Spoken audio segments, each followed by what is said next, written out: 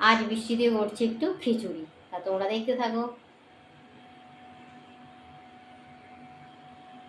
কড়াই দেব তেল, তেলের পরে দিলাম একটু জিরে ফোড়ন,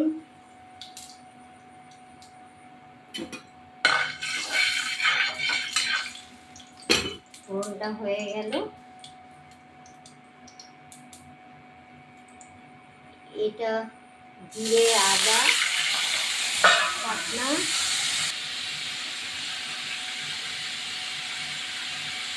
লঙ্কা ধনে বাটা,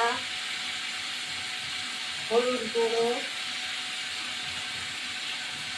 দিয়ে করতে থাকলাম।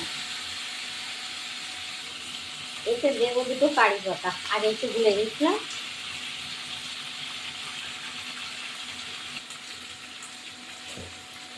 দেবো চিনি, খিচুড়িতে একটু চিনি দিতে হবে, আর দেবো লবণ। এটাকে কষা হয়ে গেল,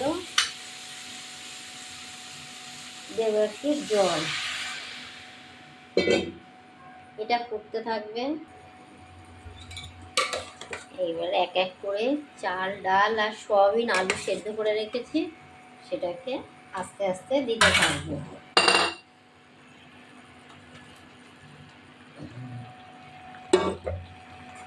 দিয়ে ওকে নাড়তে থাকলাম। এবার এটাকে নাড়াচাড়া করে একটু কিছুক্ষণের জন্য দিয়ে দেবো ঢাকনা। এবার দেখি কেমন হলো খিচুড়িটা। হ্যাঁ, হয়ে এসছে। দেখি এবার সয়াবিন আলু আর ছোলা কারি পাতা দিয়ে করলাম আজকে বৃষ্টির খিচুড়ি। তাহলে তোমাদের কেমন লাগলো?